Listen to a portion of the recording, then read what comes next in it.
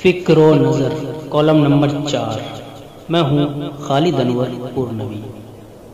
CAF، NRC اور NPR پر ملک بھر میں زبردست احتجاج کے باوجود آخرکار نوٹیفیکیشن کے ذریعے اسے آخری شکل دے دی گئی، یعنی سرکار نے اس بات پر مہر لگا دی کہ یہ قانون ہر حالت میں نافذ ہو کر رہے گا۔ ملک جائے بھاڑ میں، اس سے سرکار کو کوئی مطلب نہیں ہے۔ ملک مندی کے آخری پائیدان تک پہنچ جائے، اس سے سرکار کو کوئی لینا دینا نہیں ہے۔ بوڑھے، نوجوان، بچے اور عورتیں چاہے اپنے گلے میں پھانسی کا پھندا لٹکا لیں، لیکن ہٹلر کے پجاریوں کو کوئی اثر ہونے والا نہیں ہے۔ کیا اسی کا نام جمہوریت ہے؟ کیا یہی گاندھی جی کے خوابوں کا ہندوستان ہے؟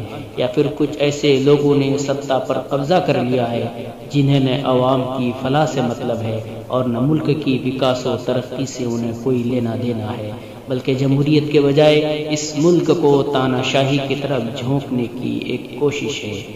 ایسے میں ہمیں سمجھنا چاہیے اور اس ملک کے مستقبل کے بارے میں کوئی اہم فیصلہ لینا چاہیے۔ ہمت ہارنا، بزدل ہونا اور حالات سے گھبرا جانا یہ ہماری شان نہیں ہے۔ ہم نے انگریزوں کا مقابلہ کیا ہے جن کے ہاں سورج کبھی غروب نہیں ہوتا تھا۔ ہماری سیاسی، سماجی، ملی قائدین کی ذمہ داری ہے کہ وہ ٹھوس پلاننگ کے ساتھ آگے بڑھیں۔ ہندوستان جاگ چکا ہے، بس مضبوط پلان سازی کی ضرورت ہے۔ آپ یقین رکھیے، اس احتجاج نے BJP سے جھارکھنڈ چھینا ہے، اب دلی کی باری ہے اور پھر بہار و بنگال میں بھی یہی حشر ہونے والا ہے۔ سامنے اندھیرا ضرور ہے، مگر یقین رکھیے صبح کا اجالا ضرور ہوگا۔ بس یہ سمجھیے کہ یہ مادر وطن آپ سے پھر ایک بار قربانی مانگ رہی ہے۔ کوئی نہ سمجھے کہ یہ ملک میرا یا میرے باپ کی پراپرٹی ہے۔ کوئی یہ نہ سمجھے کہ یہ ملک میرا ہے یا میرے باپ کی پراپرٹی ہے۔ یہ ملک سب کا ہے، کسی کے باپ کی جاگیر نہیں ہے۔ مذہبوں، مسلکوں اور قوموں سے اوپر اٹھ کر سب نے اس ملک کو انگریزوں کی غلامی سے آزادی دلانے کے لیے اپنی جانوں کا نذرانہ پیش کیا ہے۔ مذہبی تفریق کی بات وہ لوگ کرتے ہیں جنہیں اس ملک میں راجنیتی کرنی ہے۔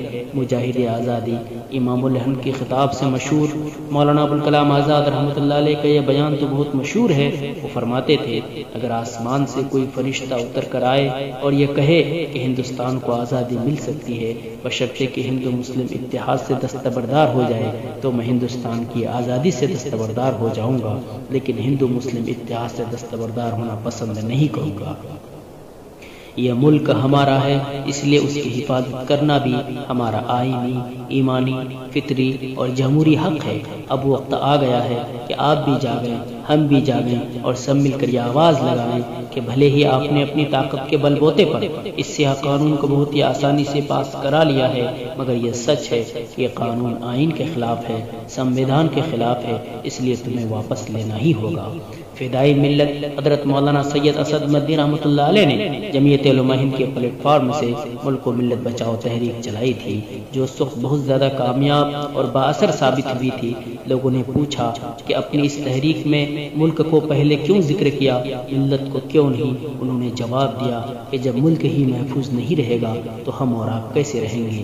ان بزرگوں کی یہ باتیں کیا ہمیں آنکھیں کھولنے پر مجبور نہیں کرتی ہے کہ اب مضبوط پلان ضروری ہو گیا ہے؟ اس وقت اپوزیشن پارٹیاں ہمارے ساتھ ہے اور سوائے 15% لوگوں کے پورا ہندوستان آپ کے ساتھ کھڑا ہے۔ ایسے میں ضروری ہے کہ سیاسی، سماجی، ملی قائدین ایک ساتھ مل بیٹھ کر کوئی لائحہ عمل طے کریں اور یہ بات نوٹ کر لیں کہ ملک سیکولر راہ سے بھٹک چکا ہے۔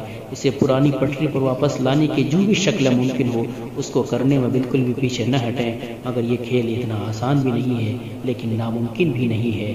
طول غم حیات سے گھبرا نہ اے جگر، ایسی بھی کوئی شام ہے جس کی سحر نہ ہو۔ میں ہوں خالد انور۔